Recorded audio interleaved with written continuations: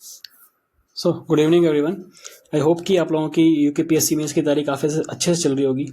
और अपने लेक्चर्स की सीरीज़ में मैं इस बार GS3 का पेपर लेकर आया हूँ, जिसमें हम थोड़ा इसको डिकोड करेंगे कि आपको किन टॉपिक्स पे फोकस करना है। ये सभी PYQs हैं जितने भी आए हैं यूकेपीएससी में, यूपीपीएससी में और यूपीएससी में। ये तीनों का थोड़ा सा एनालाइज करके मैंने ये जिस टाइप का बनाया है और एक आउटलाइन शो करने की कोशिश की है कि आपको किन टॉपिक्स को इम्पोर्टेंस देनी है और किन टॉपिक्स को आप रिलेटिवली कम फोकस करके एग्जाम में जा सकते हैं, because since the time is very less. तो आपको उन्हीं टॉपिक्स पे फोकस करना चाहिए जो मोस्टली रिपीट हो रहे हैं, है ना। और इसी के तहत मैं आपके लिए लेक्चर लेके आया हूँ। तो लेट्स स्टार्ट। तो देखिए GS3 का जो पेपर है उसमें मेनली हम उसको 6 थीम्स में डिवाइड कर सकते हैं, राइट। पहला हो सकता है हमारा इंडियन इकोनॉमी एंड बजट वगैरह का जो पार्ट होता है, ठीक है। इसमें दूसरा थीम हो जाएगा हमारा, इसमें एग्रीकल्चर रिलेटेड और लैंड रिफॉर्म रिलेटेड जितने भी आपस में कनेक्टेड चीज़ें हैं, फूड प्रोसेसिंग, ये सब हो जाएगा हमारा। तो पहला हमारा थीम हो जाएगा ये, दूसरा इकोनॉमी वाला, दूसरा एग्रीकल्चर वाला थीम। तीसरा इसमें हमारा हो जाएगा साइंस एंड टेक्नोलॉजी का थीम, ठीक है। चौथा इसमें हम डिजास्टर मैनेजमेंट एंड एनवायरनमेंट को कंबाइन कर सकते हैं, तो ये चौथा हो जाएगा। और पांचवा, सॉरी, डिजास्टर मैनेजमेंट को हम पांचवा ले सकते हैं इसमें, और छठा हम ले सकते हैं सिक्योरिटी को, ठीक है। तो ये मेन थीम्स हैं आपके। अब इन्हीं बेसिस पे आपको चीज़ें करनी है कि किन चीज़ों पे ज़्यादा फोकस करना है, किन चीज़ों पे नहीं करना है, तो वो मैं आपको आगे चल के बताऊँ। तो गाइस स्टार्ट करते हैं इंडियन इकोनॉमी, जो कि सिलेबस का पहला टॉपिक है उससे। तो इसमें देखो हमने क्या कहा है कि अभी हम PY को डिस्कस करेंगे, राइट। PYQ में हम यूपीपीएससी, यूकेपीएससी और यूपीपीएससी के जितने भी क्वेश्चंस आएंगे उनको डिस्कस करेंगे कि क्या क्या बन सकता है इस टॉपिक में से डायमेंशन। इसके अलावा अगर लगा कि कुछ और इम्पोर्टेंट है जो पोटेंशियल क्वेश्चन बन सकता है, उसको भी लगे हाथ यहीं पे डिस्कस कर लेंगे, ताकि आपके पास एक आउटलाइन हो जाए कि किस टॉपिक में आपको कितना डीप डेवलप करना है, राइट। तो इसमें पहला आता है इंडियन इकोनॉमी। तो इसमें आपको ये पता होना चाहिए कि भाई इंडियन इकोनॉमी है कैसी, मिक्स्ड इकोनॉमी है, सोशलिस्ट इकोनॉमी है, कैसी है। तो इसी उसमें आता है आपका ये, इसमें स्पेशल फोकस देना है आपको मार्केट इकोनॉमी पे, कि क्या फैक्टर्स हैं जो इंडियन इकोनॉमी को मार्केट इकोनॉमी बनाते हैं, इस टाइप से, ठीक है। इसके बाद तुम्हारा आ जाएगा कि केयर इकोनॉमी क्या होती है, जैसे ये लास्ट ईयर कुछ साल पहले UPSC में पूछा गया था ये केयर इकोनॉमी क्या होती है। फिर आजकल गिग इकोनॉमी और ऑरेंज इकोनॉमी का कॉन्सेप्ट चल रहा है, ठीक है। तो ये चीज़ आपको इस चीज़ से पढ़ना है, इस चीज़ के बारे में आपको पता होना चाहिए कि क्या क्या टॉपिक्स हैं इंडियन इकोनॉमी से रिलेटेड, राइट। इसके बाद आता है हमारा प्लानिंग। इसके बाद आता है हमारा प्लानिंग टॉपिक। तो प्लानिंग में देखो क्या करना है हमने, कि प्लानिंग के इंस्टीट्यूशंस पहले हमें पता होना चाहिए। तो प्लानिंग के इंस्टीट्यूशन कौन से थे हमारे, थे प्लानिंग कमीशन था। फिर उसके बाद जो उसको रिप्लेस करके कौन सा आया, हमारा नीति आयोग आया। तो नीति आयोग के बारे में भी आपको पता होना चाहिए। ये अच्छे से कर लेना है टॉपिक, क्योंकि पोटेंशियल क्वेश्चन बन सकता है इनमें से, इनके डिफरेंसेस वगैरह, इनके नीति आयोग के क्या ऑब्जेक्टिव्स हैं, क्या फंक्शंस हैं, इनके क्या इनिशिएटिव लिए गए, जैसे एस्पिरेशनल डिस्ट्रिक्ट हो गया हमारा, और भी जितने भी इंडेक्सेस निकालता है नीति आयोग, वो चीज़ हो गई, राइट। फिर इसके बाद आता है हमारा प्लानिंग में एक और चीज़ की SDG एफर्ट्स होते हैं जो इंडिया ने लिए गए हैं, इंडिया द्वारा लिए गए हैं, तो वो भी पूछ सकता है इसमें। तो इसे भी हमें थोड़ा फोकस करके चलना है कि क्या क्या SDG 1 से लेकर 17 तक इंडिया ने क्या क्या स्कीम्स निकाली हैं, उनका थोड़ा एक ओवरव्यू रखना होना चाहिए आपके पास, ताकि अगर क्वेश्चन फंसे तो आप डायरेक्टली उसको हैंडल कर सको, राइट। अब इसके बाद आता है हमारा मोबिलाइजेशन ऑफ रिसोर्सेज। इसमें ऐसा कोई क्वेश्चन दिखा नहीं, ठीक है। तो आप इसको फिलहाल के लिए, मतलब ऐसा नहीं है कि छोड़ना है, फिलहाल के लिए इस पर थोड़ा सा कम वो दे सकते हो आप मीन्स टाइम, राइट। फिर इसमें आता है टॉपिक ग्रोथ एंड डेवलपमेंट का, ठीक है। अब डेवलपमेंट में देखो इसमें अलग अलग टाइप की डेवलपमेंट होती है। इसमें पहला पोटेंशियल क्वेश्चन तो ये बन सकता है हमारा कि डेवलपमेंट और ग्रोथ में क्या डिफरेंसेस हैं, है ना, ये चीज़ बन सकता है। दूसरा इसमें हो सकता है हमारा कि डेवलपमेंट से रिलेटेड जो टॉपिक्स हैं हमारे, वो काफ़ी इंपॉर्टेंट बन जाते हैं, जैसे कि ह्यूमन डेवलपमेंट इंडेक्स, ये हर साल पूछता है, मीन्स मोस्टली पूछ लेता है ये चीज़। तो इसमें आपको इंडिकेटर पता होना चाहिए, रैंक पता होनी चाहिए प्रेजेंट, क्या क्या फैक्टर्स हैं ऐसे जो हमें मीन्स जो ह्यूमन डेवलपमेंट इंडेक्स को बढ़ा रहे हैं, घटा रहे हैं, क्या चीज़ें हैं, क्या स्टेप्स लिए गए हैं, तो ये चीज़ें आपको पता होनी चाहिए, ठीक है। इसके बाद आता है हमारा ग्रोथ डेवलपमेंट हो गया। इसके बाद आता है हमारा एम्प्लॉयमेंट रिलेटेड टॉपिक्स, राइट। तो इसमें क्या पूछा गया है कि प्रेजेंट, जैसे UKPSC में क्वेश्चन पूछा गया था कुछ साल पहले, तो इसमें था कि प्रेजेंट स्टेटस बताओ उसका एम्प्लॉयमेंट का अपने उत्तराखंड में या फिर देश में भी बता सकते हो आप, है ना। तो देश में था ऐसा शायद क्वेश्चन, और दूसरा था इसमें चैलेंजेस क्या क्या हैं एम्प्लॉयमेंट रिलेटेड, और स्टेप्स क्या क्या लिए गए हैं। तो ये चीज़ आपको ध्यान रखनी है, ठीक है। इसके बाद आता है हमारा जनरल इकोनॉमी के टॉपिक्स। अब इंडियन इकोनॉमी है, तो जो आप 2022 तक का पेपर देखोगे, उससे बाद वाले तो पैटर्न चेंज हुआ है, बट 2022 तक में जो भी पेपर हुए हैं उसमें ऐसी चीज़ें काफ़ी ज़्यादा पूछी गई हैं। 2022 मीन्स जिसका प्री 2022 में हुआ था और मीन्स 2023 में हुआ था, राइट। तो उसमें जो कोर इकोनॉमी है, इसके टॉपिक्स काफ़ी ज़्यादा इंपॉर्टेंट हो जाते हैं, और वैसे भी हमने प्रीलिम्स के लिए चीज़ें पढ़ी हुई हैं, तो हमें इन चीज़ों पे खासकर फोकस देना है। एक बार रिवीजन कर लेना इन चीज़ों का, क्या पता अगर डायरेक्टली फंस जाए तो आप डायरेक्टली हैंडल कर सको उनको, राइट। तो इसमें देखो सबसे पहले क्या आता है हमारा नेशनल इनकम का मेजरमेंट, ठीक है। नेशनल इनकम के मेजरमेंट कैसे होते हैं, क्या स्टेप्स थे वो, क्या क्या स्टेप्स होते हैं, क्या क्या मेथड्स हैं, वो वाले इनकम मेथड हो गया, और बाकी जितने मेथड्स होते हैं उनको आपको पता होने चाहिए, ठीक है। इसके बाद आता है हमारा फाइनेंस कमीशन और आरबीआई का मीन्स जो भी रोल है, ठीक है, इकोनॉमी में हमारे। तो आरबीआई का रोल, फंक्शंस वगैरह आपको पढ़ना है इसमें। उसके अलावा क्या है, करेंसी के टाइप्स, सॉफ्ट करेंसी पूछा गया था एक बार पीवाईक्यू में, तो ये थोड़ा देख लेना करेंसी टाइप्स क्या है, M1 M2 M3 ये चीज़ें, और सॉफ्ट करेंसी, हार्ड करेंसी ये क्या होती है, इसकी डेफिनेशन एक बार गो थ्रू कर लेना। इसके बाद आता है हमारा मॉनेटरी पॉलिसी कमेटी, राइट। तो इसमें वही कि हमारे होती क्या है, कब बनी, किसके रिकमेंडेशन पे बनी, और क्रेडिट क्रिएशन कैसे करती है ये, ठीक है। इस चीज़ के इसके टूल्स क्या क्या हैं, जो मीन्स क्वालिटेटिव और क्वांटिटेटिव टूल्स हैं, वो आपको जैसे लास्ट टाइम 2022 में ये क्वेश्चन पूछा गया था एमपीसी पे, तो आपको इस पर स्पेशल फोकस करना है कि क्या क्वालिटेटिव है क्या क्वांटिटेटिव है, राइट। इसके बाद आता है हमारा कन्वर्टेबिलिटी ऑफ रुपी। तो हमें बताना है कि किस एरिया में कैपिटल अकाउंट कन्वर्टेबिलिटी है या नहीं है, फुल है, कितनी है, फिर उसके पॉजिटिव नेगेटिव्स क्या हैं। तो थोड़ा सा इस एरिया में भी आपको देखना पड़ेगा। इसके बाद आता है हमारा FRBM एक्ट, है ना। इसको आपको पढ़ना है, इसके जो प्रोविजंस हैं वो देखने हैं, इसका जो मीन्स लिमिट वगैरह है वो चेक करनी है। इसके बाद आता है आपका current account deficit, balance of payment और फॉरेन एक्सचेंज मैनेजमेंट एक्ट। तो ये चीज़ें जो डायरेक्ट टॉपिक्स हैं ये प्रीवियस ईयर में पूछे गए हैं, तो इनको एक बार गो थ्रू कर लेना, ताकि अगर डायरेक्ट रिपीट हो जाए तो आपको इधर उधर चीज़ें मीन्स भटकना ना पड़े वहाँ पे एग्जाम में, और डायरेक्टली आप क्वेश्चंस को हैंडल कर सको, राइट। इसके बाद आता है हमारा डेवलपमेंट रिलेटेड टॉपिक और है हमारा छूट गया था, वो आता है हमारा पॉवर्टी। तो पॉवर्टी काफ़ी ज़्यादा हॉट टॉपिक है और वो आता रहता है आए दिन। तो इसमें आपको मीन्स मेनली स्टेटस पे फोकस करना है कि इंडिया का स्टेटस क्या है अभी। जैसे रिसेंटली अभी वर्ल्ड बैंक द्वारा रिपोर्ट आई थी, तो उसमें जो पॉवर्टी बताई गई थी वो काफ़ी कम बताई थी कि काफ़ी कम हो गई है इंडिया में पॉवर्टी, एक्सट्रीम पॉवर्टी का केस था शायद वो। तो वो चीज़ें आपको ध्यान देनी है। फिर उसके बाद आता है आपका मेजरमेंट, कैसे मेजर करते हैं, क्या क्या है, कौन सी कमेटीज़ हैं हमारी इसमें, ठीक है, कमेटीज़ हो गई हमारी।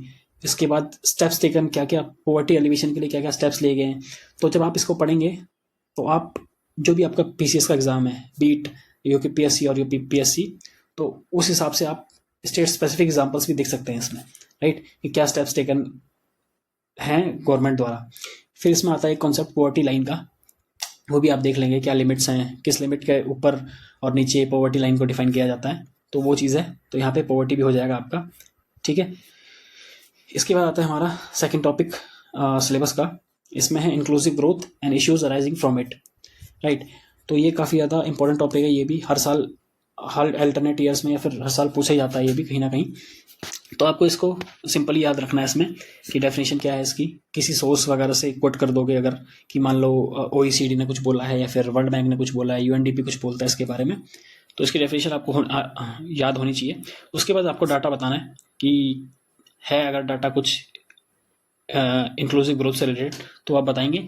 उसके बाद आएगा आपके की इंडिकेटर्स क्या क्या हैं, ठीक है, क्योंकि डायरेक्टली क्वेश्चन पूछा गया था, ये मैं अपने मन से नहीं बना रहा हूँ डायमेंशंस को, डायरेक्टली क्वेश्चन पूछे गए थे इसलिए मैंने यहाँ पे डायमेंशंस लिखी हुई हैं, राइट।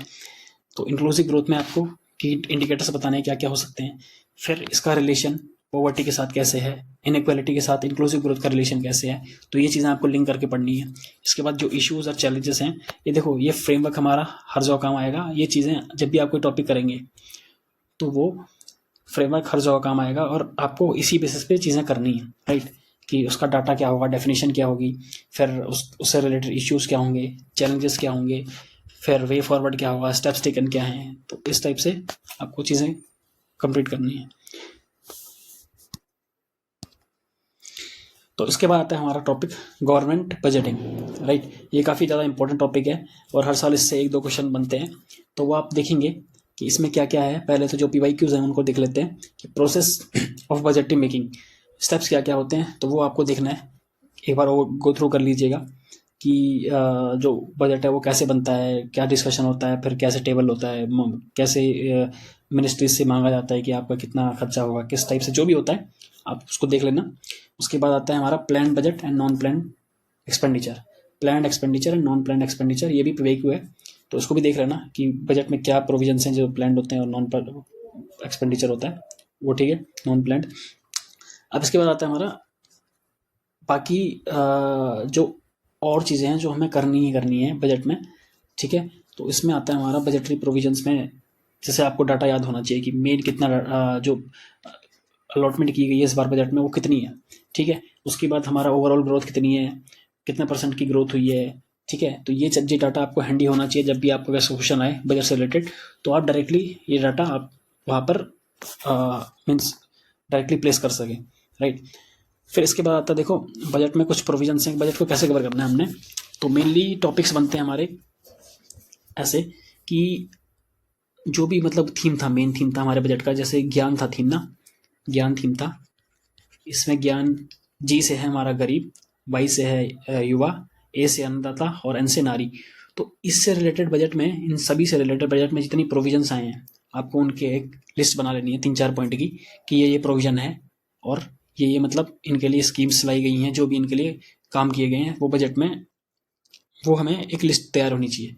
इसके अलावा क्या है हमारे पास, इंफ्रास्ट्रक्चर में कैसे बजट अलॉट किया गया है, क्या चीज़ें बन रही है इंफ्रास्ट्रक्चर में, तो ये डायरेक्टली पूछ सकता है कि बजट के प्रोविजंस बताइए इंफ्रास्ट्रक्चर से रिलेटेड, राइट। फिर एजुकेशन हो सकता है, हमारा हेल्थ हो सकता है। तो इस टाइप से जितने भी हमारे पिलर्स होते हैं उसमें आपको बताना है कि बजट में क्या क्या अलॉटमेंट किया गया है। इसके अलावा आता है हमारा इनकम और एक्सपेंडिचर। हालांकि ऐसे क्वेश्चन पूछने के चांसेस कम है, बट एक बार आया है तो आप देख सकते हैं कि कहाँ से सरकार को मेनली पैसा आ रहा है, कहाँ जा रहा है। तो ये थोड़ा असेंडिंग ऑर्डर में 2-3 आप कर सकते हैं, ठीक है। ये चीज़ हो गया।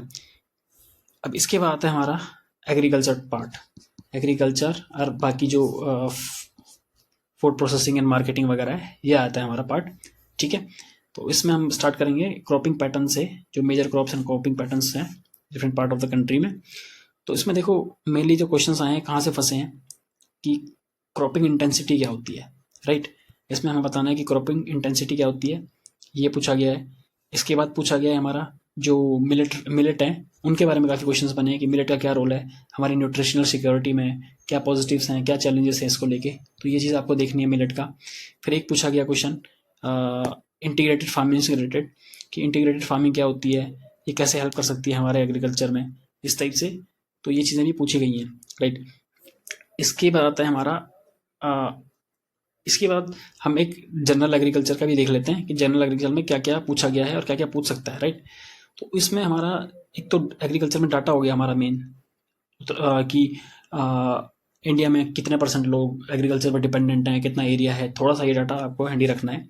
इसके बाद हो जाएगा कि लो प्रोडक्टिविटी के क्या कारण है हमारे इंडिया में एग्रीकल्चर में।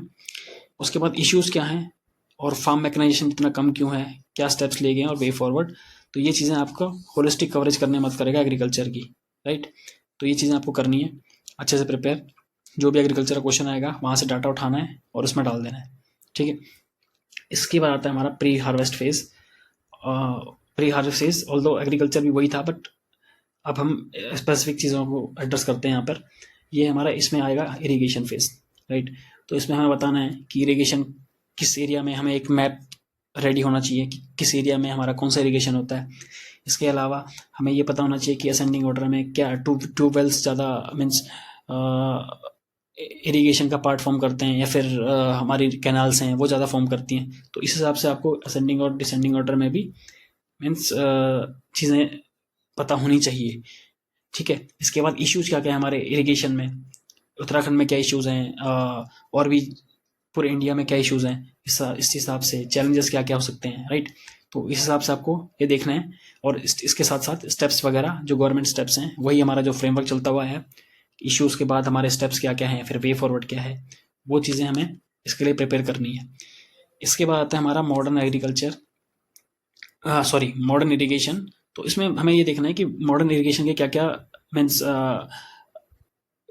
क्या क्या टाइप्स हैं। तो इसमें हमारा ड्रिप इरिगेशन आ जाएगा, एआई बेस्ड इरिगेशन आ जाएगा, स्प्रिंकलर इरिगेशन आ जाएगा। तो उसमें भी हमें ये देखना है कि ड्रिप इरिगेशन क्यों ज़्यादा इंप्लीमेंट नहीं हो पा रहा है। तो उसमें 2-3 इश्यूज हो गए, है ना। इसके लिए क्या क्या हमारी स्कीम्स हैं, तो वो कि कृषि सिंचाई योजना हो जाएगी हमारी, और जो भी बाकी स्कीम्स हैं वो हमें तैयार करनी है इरिगेशन से रिलेटेड, राइट। अब आते हैं हम पोस्ट हार्वेस्ट फेज पे। तो पोस्ट हार्वेस्ट फेज में पहला आ जाएगा हमारा एग्रीकल्चर मार्केटिंग, राइट। इसमें ऑल्दो ट्रांसपोर्टेशन स्टोरेज भी है, ट्रांसपोर्टेशन एंड स्टोरेज, बट वो इतना ज़्यादा पूछा नहीं गया है। जो हम पूछा गया है हम उस पर फिलहाल फोकस करेंगे, जो नहीं पूछा गया उसको आप थोड़ा कम प्रायोरिटी देकर आप उसको खुद से कर लीजिएगा। हम आते हैं फिर अब एग्रीकल्चर मार्केटिंग पे। तो इसमें हमें पता करना है कि व्हाट मतलब क्या है, इसमें क्या होता है एग्रीकल्चर मार्केटिंग, क्या क्यों हमें एग्रीकल्चर मार्केटिंग करनी चाहिए, ये हमें पता होना चाहिए। हमारे नोट्स रेडी होनी चाहिए इस पर। पोटेंशियल क्या है हमारे इंडिया में एग्रीकल्चर मार्केटिंग का, ठीक है, इस पर भी आपके नोट्स रेडी होने चाहिए। इश्यूज़ क्या हैं इससे रिलेटेड, कि क्या दिक्कतें आ रही हैं, क्यों हम एग्रीकल्चर मार्केटिंग को अपने फुल पोटेंशियल तक नहीं पहुंचा पा रहे हैं। तो वो चीज़ें आपको देखनी है, स्टेप्स देखने की भाई क्या क्या स्टेप्स लिए गए हैं इसको लेके, और फिर वही कि स्टेप्स बताए हैं, फिर वे फॉरवर्ड क्या हो सकता है, तो वही चीज़। और इसमें एक मेजर चीज़ है कि डायग्राम आपको देखना है कि कैसे बनाना है भाई इसका डायग्राम। तो वो चीज़ आपकी हो जाएगी, एग्रीकल्चर मार्केटिंग के टॉपिक को कंप्लीट कर लेगी, ठीक है। इसके बाद आता है हमारा फूड प्रोसेसिंग का। फूड प्रोसेसिंग ऑल तो नीचे ही मैंशनड है, बट एक गो थ्रू कर लेते हैं, जल्दी से ग्लैंस थ्रू कर लेते हैं कि इसमें क्वेश्चन है कि मीन्स जो फूड प्रोसेसिंग है वो डेवलपिंग कंट्रीज के बराबर क्यों नहीं है हमारे इंडिया में, ठीक है। तो ये इस टाइप का क्वेश्चन आया है। बाकी हम जो और चीज़ें हैं वो नीचे वाले टॉपिक्स में डिस्कस करेंगे इसमें, ठीक है। इसके बाद आता है हमारा क्वेश्चन, जो टॉपिक आता है कि E technology in the aid of farmers. तो ई टेक्नोलॉजी मतलब हमने यहाँ पे एड्रेस किया है। इसमें क्या क्या पूछा गया है कि ई टेक्नोलॉजी और एग्रीकल्चर, जो इलेक्ट्रॉनिक टेक्नोलॉजी है वो एग्रीकल्चर में कैसे हमें बेनिफिट कर रही है और क्या क्या नुकसान है उसके, राइट। तो पहला टॉपिक ये हो गया। इसके बाद आएगा हमारा दूसरा टॉपिक कि डिजिटाइजेशन कैसे हमारे एग्रीकल्चर को बेनिफिट कर रही है। इसमें एग्जांपल लिखना है आपको, पैन इंडिया से लिखना है, क्योंकि GS3 का पेपर है। तो कुछ पोर्शन उत्तराखंड का भी लिखना, कुछ यूपी का लिखना, कुछ साउथ का लिखना, तो इस टाइप से आप लिख सकते हैं इस चीज़ को। फिर इसके बाद आता है role of drone in agriculture. तो ऐसी जो भी टेक्नोलॉजीज आ रही हैं वो हमें यहाँ पे मेंशन करनी है, और एक बैक ऑफ द माइंड ये चीज़ रखनी है कि यार ये क्वेश्चन नहीं पूछा जा सकता है, तो एग्रीकल्चर में भी इन चीज़ों का रोल पूछना है हमने। देखो पोटेंशियल क्या बन सकता है, पोटेंशियल क्वेश्चन क्या बन सकता है इसमें कि भाई एआई का क्या रोल बन सकता है एग्रीकल्चर में, फिर नैनो टेक्नोलॉजी का, बायोटेक्नोलॉजी का क्या रोल बन सकता है एग्रीकल्चर में, ठीक है। तो ये क्वेश्चन हो गया आपके ई टेक के एग्रीकल्चर में। अब इसके बाद क्या आएगा, इसके बाद आएगा हमारा फार्म सब्सिडीज वाला टॉपिक, फार्म सब्सिडीज और MSP वाला। तो इसमें देख लेते हैं क्या क्या टॉपिक्स हमारे हैं।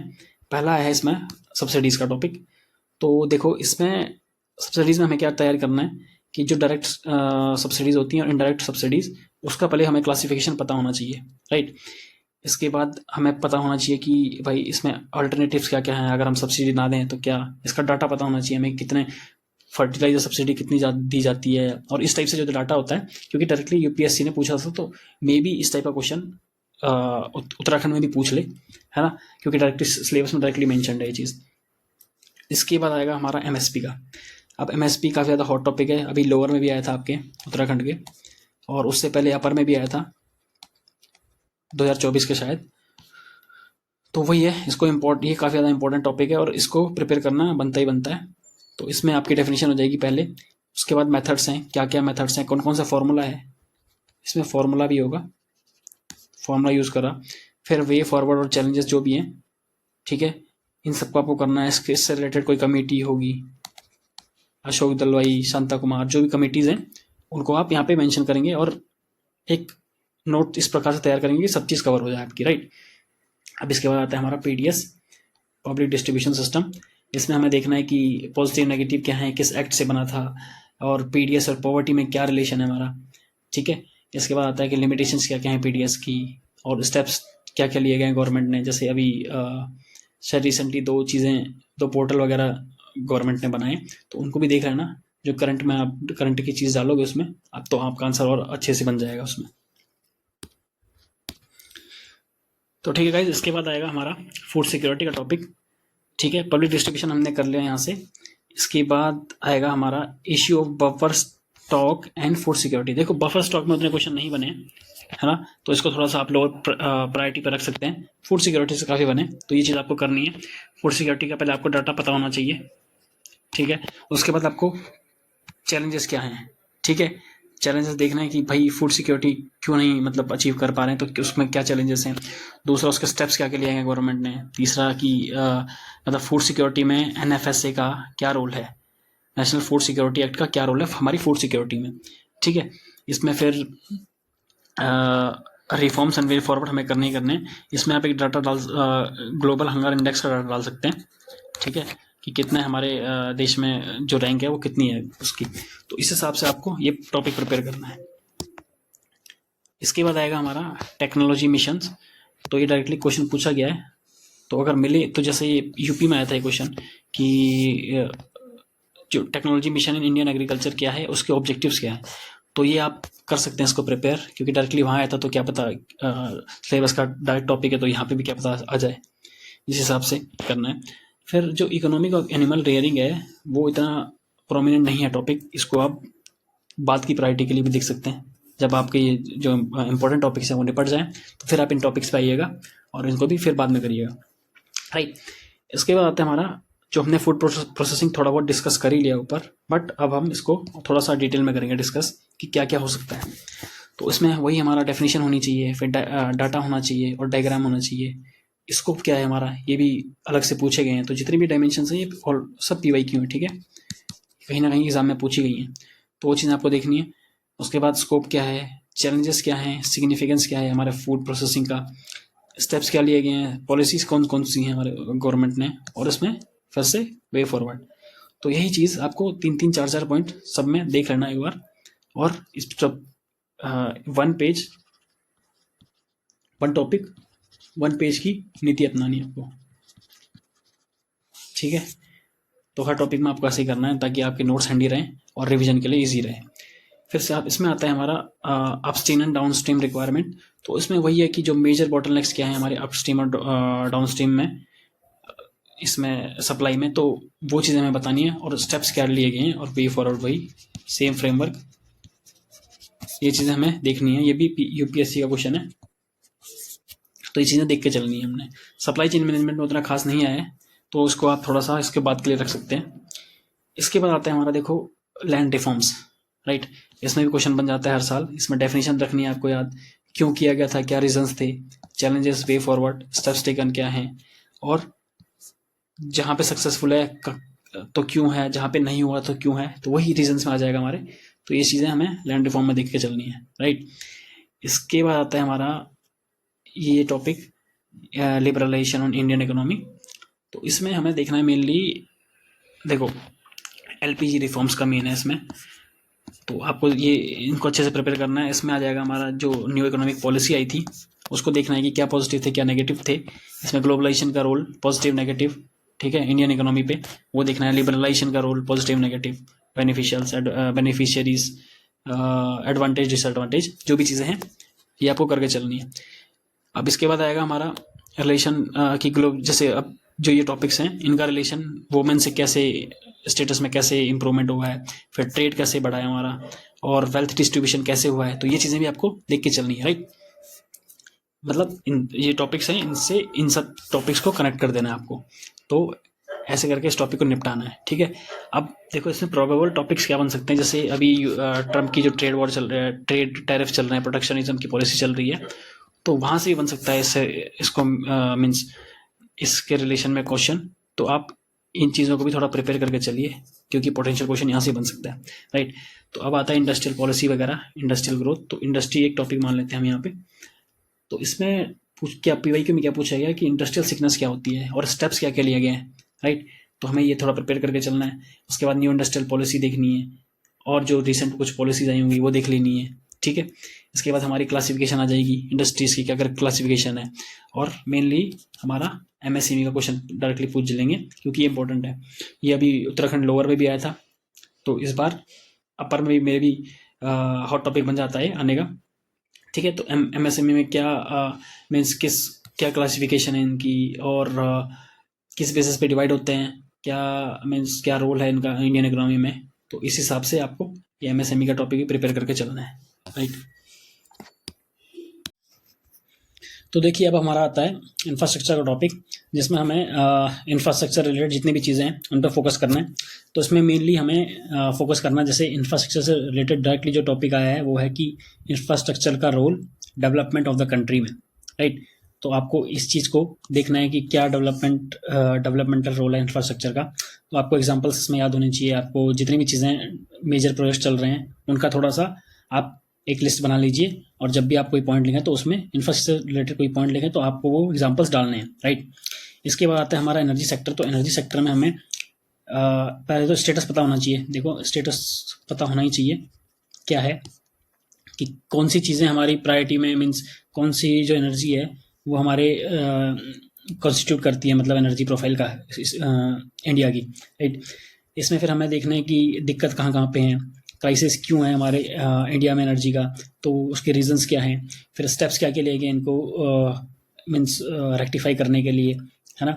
इस टाइप से हमें बताना है चैलेंजेस वगैरह, जो हमारा थीम अब तक का चलता हुआ है फ्रेमवर्क एक टाइप का, उसमें एनर्जी में भी वो फॉलो करना है हमने, राइट। अब इसमें एनर्जी में स्पेसिफिक पूछ सकता है कि सोलर एनर्जी के क्या नेगेटिव्स हैं, क्या पॉजिटिव्स हैं, वो देखना है। इस हिसाब से विंड एनर्जी अगर हम थोड़ा सा और डिग करें तो विंड एनर्जी, हाइड्रो इलेक्ट्रिक और न्यूक्लियर एनर्जी इस टाइप से हो सकता है। तो आप प्रायोरिटी वाइज देख लीजिए कि क्या क्या मीन्स पूछ सकता है, कुछ थोड़ा बहुत पॉइंट इसमें आप प्रिपेयर कर सकते हैं। और खासकर एग्जांपल इसमें थोड़ा देख लेना, क्योंकि एग्जांपल से थोड़ा आपका आंसर यूनिक बन जाएगा। क्योंकि जनरल पॉइंट तो सभी लिख लेंगे कि न्यूक्लियर एनर्जी से ये होता है, विंड एनर्जी से ऐसा होता है, बट जो एग्जांपल्स हैं वो वहाँ पे डिस्टिंग्विशिंग फैक्टर बनेंगे आपके।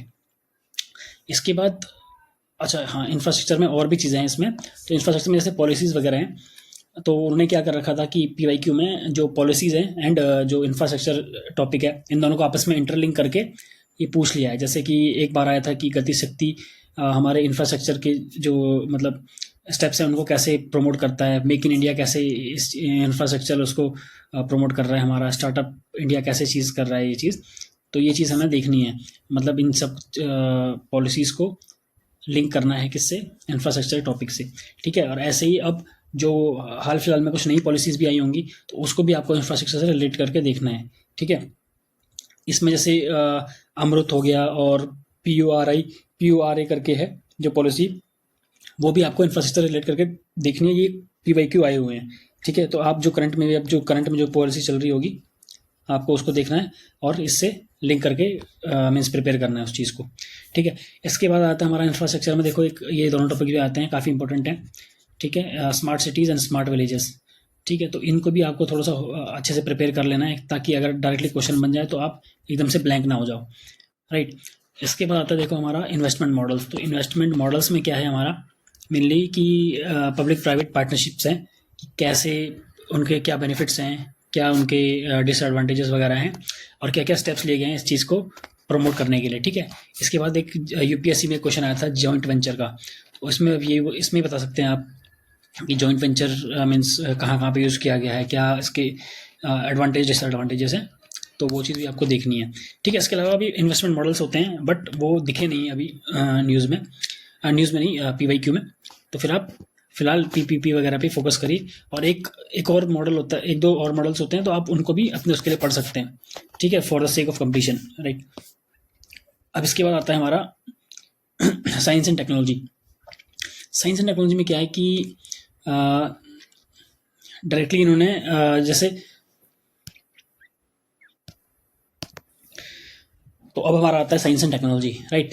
तो साइंस एंड टेक्नोलॉजी में क्या है कि इन्होंने वही चीज़ें पूछने की कोशिश करी है जो या तो हमने कभी पढ़ी हैं, या तो फिर हम मान लो प्री वगैरह के लिए हमने कभी पढ़ा होगा, या फिर जो आजकल न्यूज़ में चल रही है चीज़ें आजकल, या फिर जो न्यूज़ में काफ़ी ज़्यादा रहती हैं, तो वो चीज़ों इन्होंने पूछने की कोशिश करी है। जैसे कि PM पर्टिकुलर मैटर के बारे में पूछा गया था एक क्वेश्चन।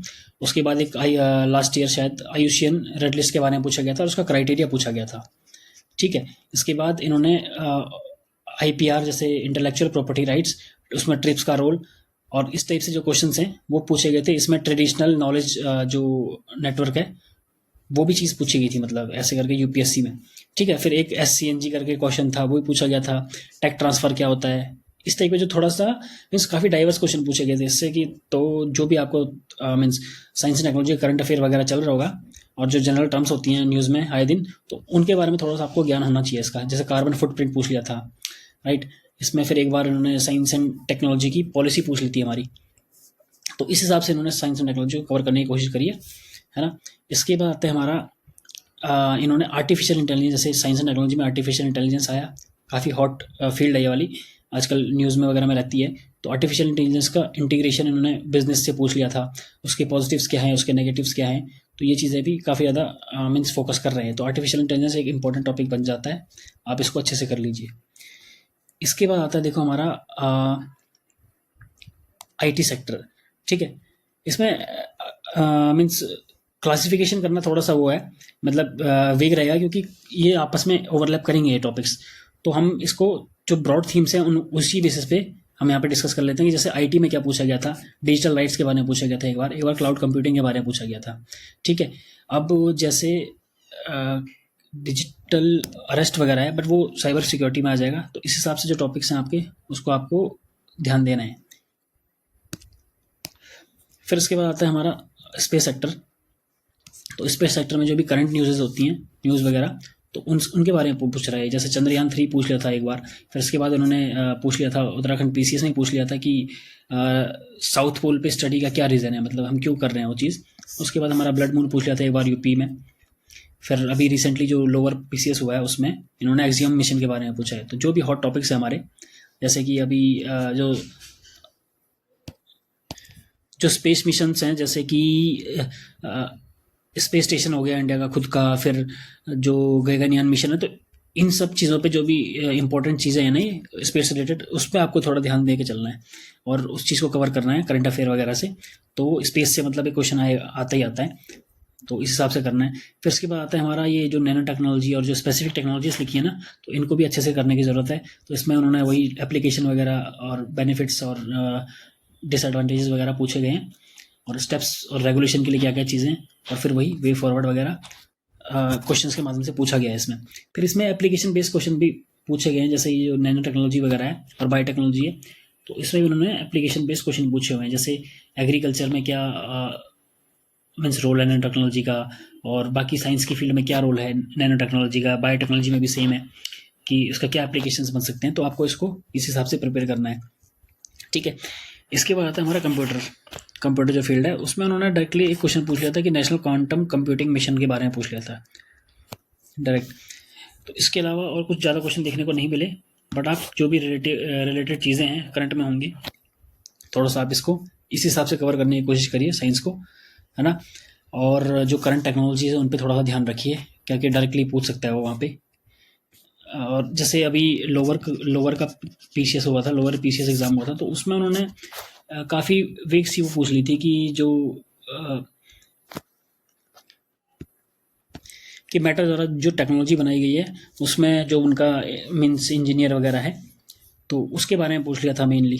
तो काफ़ी ऐसे वेग क्वेश्चन भी पूछे जाते हैं, तो ऐसे के लिए आपको मीन्स अपने आप को रेडी करना है, थोड़ा बहुत करंट अफेयर देखते रहिए, ताकि जब क्वेश्चन आए तो आप ब्लैंक आउट ना हो जाए वहाँ पे, राइट। इसके बाद आता है हमारा एनवायरनमेंट के टॉपिक्स आते हैं। तो एनवायरनमेंट के टॉपिक्स हम साइंस की तरह डिवाइड कर सकते हैं, ठीक है। इसमें आ जाएगा हमारा मेनली एनवायरनमेंट में सबसे पहले जैसे इन्वायरमेंट के जो टॉपिक्स हैं उसमें जैसे कार्बन फुटप्रिंट हो गया, हमारा कार्बन फुटप्रिंट आ गया। फिर आईयूसीएन की रेड लिस्ट वगैरह जैसे हमने डिस्कस करी है अभी, वो चीज़ पूछा गया है डायरेक्टली। फिर इन्होंने पूछा है कि सीबीडी है जो कन्वेंशनल बायोडाइवर्सिटी, तो वो चीज़ भी इन्होंने डायरेक्टली पूछ लिया, उसके प्रोविजंस पूछ लिए हैं, ठीक है। तो आपको ऐसे इसी लाइन्स पे तैयार करना है कि मान लो कल को आप कुछ और यूएनएफसीसी का पूछ ले कुछ, तो जो भी कॉप वगैरह होते हैं मान लो उनके पूछ ले, तो थोड़ा सा इस लाइन्स पे आपको देख के चलना है। यूएनसीसीडी का पूछ लिया कुछ, तो इसी लाइन्स पे प्रिपेयर करना है। फिर इसके बाद आता है हमारा पॉल्यूशन का टॉपिक। तो पॉल्यूशन में हमें पॉल्यूशन के टाइप्स देखने हैं और उसका मिटिगेशन देखना है। जैसे अभी उत्तराखंड लोअर पीसीएस में शायद आया था ऐसा क्वेश्चन पॉल्यूशन से रिलेटेड। फिर उसके बाद टाइप्स ऑफ पॉल्यूशन में जैसे जो इंपॉर्टेंट हैं वो हैं स्पेस पॉल्यूशन, इलेक्ट्रॉनिक पॉल्यूशन है जो, फिर इंडस्ट्रियल पॉल्यूशन हो रहा है जो जिससे रिवर को खतरा है, और ऑयल पॉल्यूशन वगैरह। तो इन सब चीज़ों के आपको देखना है कि कैसे मिटिगेट कर सकते हैं, कैसे हमारे स्टेप्स लिए जा रहे हैं इन सब चीज़ों के लिए, राइट। इसके बाद एक यूपीएससी में ऐसा पैटर्न देखा गया है इसमें कि ये क्या कर रहे हैं कि जो इनिशिएटिव्स हैं सरकार द्वारा चलाए गए, जैसे कि जल शक्ति इनिशिएटिव और एनसीएपी, तो इन सब इनको रिलेट करके पॉल्यूशन और जो भी ऐसे, तो जब भी आप पॉल्यूशन का टॉपिक पढ़ें तो थोड़ा सा इन जो ये करंट में ऐसी चीज़ें हैं, जल शक्ति अभियान जैसे जैसे एनसीएपी और भी जो करंटली चीज़ें आ रखी हैं, तो उससे थोड़ा रिलेट करने की कोशिश करना कि कैसे ये चीज़ें मीन्स इन इनिशिएटिव के माध्यम से कम हो रही हैं, राइट। फिर आता है हमारा टॉपिक डिजास्टर मैनेजमेंट, जो कि काफ़ी इंपॉर्टेंट है और इससे कई ज़्यादा क्वेश्चंस बनते हैं। तो इसमें अगर यूपीएससी जैसे पीवाईक्यू को देखे जाए तो इसमें नॉर्मली क्या पूछा गया, जो डिजास्टर टॉपिक आता है इसमें डिजास्टर रेजिलियंस के बारे में पूछा गया है। इसमें जो कॉमन टर्म्स होती हैं डिजास्टर से रिलेटेड, जैसे डिजास्टर हो गया, हजार्ड में क्या फ़र्क है, वल्नरेबिलिटी क्या होती है, थोड़ा बहुत आपको इसका आइडिया होना चाहिए, ठीक है। इसके बाद आता है जो सेंडाई फ्रेमवर्क है, ह्योगो फ्रेमवर्क है, तो ये चीज़ हमें पता होनी चाहिए कि क्या डिफरेंस था भाई इनमें, क्योंकि डायरेक्टली पूछ लेता है कि भाई सेंडाई फ्रेमवर्क और ह्योगो में डिफरेंस क्या है। फिर इस टाइप से क्वेश्चन बनते हैं इसमें। इसके बाद आता है हमारा डिजास्टर मैनेजमेंट। तो इसमें जो है ये काफ़ी ज़्यादा इंपॉर्टेंट है। इसमें जो मेनली क्वेश्चन पूछे जाते हैं वो टाइप्स में पूछे जाते हैं कि टाइप्स ऑफ डिजास्टर क्या क्या है, नेचुरल होते हैं या फिर मैनमेड होते हैं। फिर इसमें डिजास्टर मैनेजमेंट की डेफिनेशन और जो डिजास्टर मैनेजमेंट का एक्ट है उसको आपको अच्छे से करना है। उसमें जो बॉडीज़ बनाई गई हैं जैसे एनडीआरएफ है, उसका रोल पता होना चाहिए आपको। डिजास्टर मैनेजमेंट साइकिल और उसका डायग्राम होता है जो, वो चीज़ आपको अच्छे से होनी चाहिए याद। उसके बाद आता है डिफरेंट टाइप ऑफ डिजास्टर्स। तो आपको डिजास्टर प्रोफाइल पता होनी चाहिए अपने देश की, जैसे डाटा हो गया उससे रिलेटेड कितने परसेंट हमारे उत्तराखंड में और इंडिया में अर्थक्वेक प्रोन एरियाज हैं, कितना फ्लड आता है, जो भी चीज़ें उसका मैनेजमेंट टेक्निक्स भी पता होनी चाहिए आपको, ठीक है। फिर एक दो क्वेश्चन पूछ लिए थे कि जैसे भोपाल गैस ट्रेजिडी के बारे में बताइए, तो जो ऐसे करके जो हाईलाइटेड इंसिडेंट्स हैं उसके बारे में भी आपको थोड़ा सा आइडिया होना चाहिए कि भाई ये काफ़ी ज़्यादा जो न्यूज़ में रहे हैं इंसिडेंट्स वो आपको पता हो, ताकि ऐसा क्वेश्चन आए तो फिर आप उसको हैंडल कर पाए, ठीक है। तो इसमें गवर्नमेंट का रोल क्या है डिजास्टर मैनेजमेंट में, और जो मीन्स डिस्ट्रिक्ट का रोल, डिस्ट्रिक्ट एडमिनिस्ट्रेशन कैसे हैंडल करता है, तो ये चीज़ें आपको पता होनी चाहिए क्योंकि डायरेक्टली पूछे गए हैं ये क्वेश्चन, ठीक है। फिर इसके बाद आता है डिजास्टर मैनेजमेंट का इफेक्टिवनेस इन इंडिया। तो ये डायरेक्टली क्वेश्चन ये भी पूछा गया है कि क्या इफेक्टिवनेस है डिजास्टर मैनेजमेंट की इंडिया में, तो ये चीज़ आपको देखनी है। अब डिजास्टर मैनेजमेंट खत्म होते ही फिर आता है हमारा एक्सट्रीमिज्म और सिक्योरिटी रिलेटेड इश्यूज, ठीक है। तो सिक्योरिटी में क्या करना है हमने, सबसे पहले देखना है कि स्प्रेड ऑफ एक्सट्रीमिज्म। तो एक्सट्रीमिज्म के अलग अलग फॉर्म्स हैं, तो उसमें एक आता है हमारा नक्सलिज्म, फिर इंसर्जेंसी वगैरह आती है, नार्को टेररिज्म वगैरह, तो वो आता है टेररिज्म वगैरह। तो इसमें देखो नक्सलिज्म में क्या पूछा गया है, लास्ट ईयर ही पूछा गया था कि स्ट्रक्चरल वायलेंस के बारे में पूछ लिया था नक्सलिज्म का। तो वही आपको करना क्या है कि अगर आपको मान लो एग्जैक्टली नहीं पता है कि किसने कौन सी थ्योरी दी है इसके बारे में, तो आप वही है कि जो आपने बेसिक पढ़ा हुआ है नक्सलिज्म के बारे में वो आप लिख सकते हैं वहाँ पे, क्योंकि एग्जाम में छोड़ना तो नहीं है, तो कुछ ना कुछ लिखना है, तो फिर जो आपने बेसिक पढ़ी हुई है चीज़ें वही करनी है। तो नक्सलिज्म, फिर उसका रीज़न क्या है, उसके लिए स्टेप्स क्या क्या लिए गए हैं, ठीक है, और कैसे हैंडल किया जा रहे हैं, तो ये चीज़ें आपको थोड़ा अच्छे से प्रिपेयर करनी है। उसके बाद काउंटर नक्सलिज्म की स्ट्रेटजी क्या है, स्टेप्स एंड वे फॉरवर्ड क्या है, तो वही जो फ्रेमवर्क चलता हुआ है वो यहाँ पे भी चलेगा। इसके बाद आता है इंसर्जेंसी। इंसर्जेंसी में हमें मेनली नॉर्थ ईस्ट और JNK का देखना है, उसमें रीजन्स देखना है। इसमें आपको एग्जाम्पल्स याद होनी चाहिए कि NACN कहाँ पर है, फिर मीन्स उल्फा वगैरह कहाँ पर है, तो ये चीज़ें आपको देखनी है यहाँ पे। फिर JNK वगैरह में भी ये चीज़ें देख के चलनी है कि कैसे क्या हो रहा है और रीजन्स क्या हैं और किस हद तक इनको मीन्स कंटेन किया जा रहा है, ठीक है, स्ट्रैटेजीज क्या हैं। फिर इसके बाद आता है हमारा नार्को टेररिज्म वगैरह, तो इसमें भी थोड़ा सा देख के चले जाना कि भाई क्या रीजंस हैं इसके, ठीक है, क्या स्टेप्स लिए गए हैं नार्को टेररिज्म के, होता क्या है ये, तो थोड़ा सा आपको आइडिया होगा, तो एकदम से आप सरप्राइज नहीं होंगे अपने एग्ज़ाम में, राइट। फिर जैसे ये अलग से इशू है कि role of drone and UAV, वो चलो उसको आगे देखेंगे। ओके, तो इसके बाद आता है हमारा challenges to internal security through communication networks, role of media and social media sites, ठीक है। तो इसमें क्या क्वेश्चन पूछा गया है, इसमें क्वेश्चन ये बना है कि भाई जो सोशल मीडिया है उससे हमारी नेशनल सिक्योरिटी पे क्या इफेक्ट पड़ता है, क्या खतरे हैं, क्या पॉजिटिव्स हैं, क्या नेगेटिव्स हैं, वही है, और फिर स्टेप्स टेकन वगैरह क्या क्या है और रेमेडीज क्या क्या हैं। तो ये UPSC में ही पूछा गया है, उससे पहले UPPC में भी काफ़ी बार पूछा गया है ये क्वेश्चन, ठीक है। तो आपको सोशल मीडिया के ऐसे ही पॉजिटिव नेगेटिव पॉइंट्स देखने हैं। उसके बाद जो आएगा आपका इसके बाद आता है हमारा साइबर सिक्योरिटी, एक जो मेन इंपॉर्टेंट टॉपिक है, इसमें हर बार क्वेश्चन बनता है। तो इसमें आपको तैयार करना है पहले तो साइबर सिक्योरिटी और साइबर सिक्योरिटी होता क्या है, ठीक है। Cyber security and it's science, जैसे ये क्वेश्चन पूछा गया था यूपीपीसीएस में, तो साइबर सिक्योरिटी है क्या, उसका आपको डायग्राम डेफिनेशन पता होनी चाहिए। फिर उसके बाद डायमेंशंस क्या क्या हैं उसकी, फिर उसके बाद टाइप्स ऑफ साइबर सिक्योरिटी के क्राइम्स क्या क्या हैं, उसकी प्रोटेक्शन कैसे होती है, राइट। फिर उसके बाद साइबर सिक्योरिटी चैलेंज कैसे है हमारे डिजिटल एज में आजकल। फिर उसके बाद आता है कि जो साइबर क्राइम्स तो हमने बात कर ली है। फिर उसके बाद जो national security policy means national security के लिए क्या क्या वो लिए गए हैं हमारे साइबर क्राइम से, तो वो जो आपके CCTNS और बाकी चीज़ें हैं, IT एक्ट वगैरह, तो इस हिसाब से आपको चीज़ें रेडी करनी है इसमें। फिर उसके बाद UPSC में भी रिसेंटली पूछा गया था कि DPDP एक्ट है, जो DPDP एक्ट है वो क्या चीज़ है, उसके बारे में उसके प्रोविजंस लिखिए। तो वही करंट में था ये, तो इसलिए ये पूछा गया था।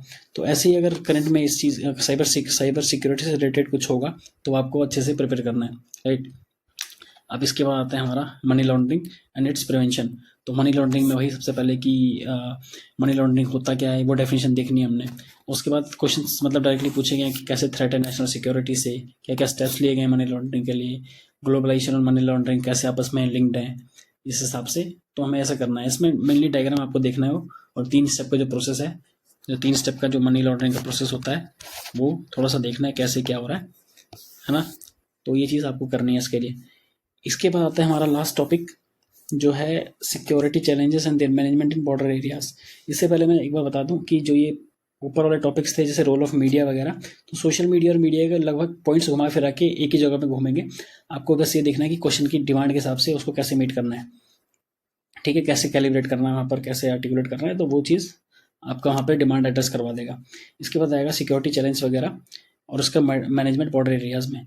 तो वही बॉर्डर एरियाज़ में यूपी में ऐसे खास क्वेश्चन नहीं आए, उत्तराखंड में भी कुछ खास क्वेश्चन नहीं आए, बट यूपीएससी में कुछ क्वेश्चंस बने जैसे कि चाइना पाक बॉर्डर का इशू अभी ऑपरेशन सिंदूर के बाद खासकर, तो इस हिसाब से जैसे सर क्रीक का आजकल डिस्प्यूट चल रहा है, सर क्रीक का डिस्प्यूट चल रहा है, Pakistan is building their military buildup there, right, तो वो भी आपको देखना है।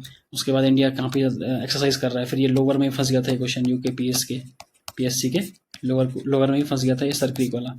तो ये चीज़ है, आपको बॉर्डर एरिया देखने हैं, चाइना पाक का क्या है, क्या इश्यूज़ हैं, कौन कौन से सेक्टर्स हैं, ठीक है, डायग्राम पता होना चाहिए आपको इस चीज़ में। कॉन्फ्लिक्ट इशू और क्या है बॉर्डर में, तो वो चीज़ आपको देखनी है यहाँ पे। उसके बाद आ जाएगा भाई हमारा सिक्योरिटी चैलेंजेस, वही बॉर्डर से क्या क्या सिक्योरिटी चैलेंजेस हैं, तो स्मगलिंग वगैरह, इसमें ह्यूमन एंगल आ जाएगा आपका, ह्यूमन ट्रैफिकिंग वगैरह, ड्रग्स वगैरह का आ जाएगा, तो वो चीज़ें आपको देखनी है।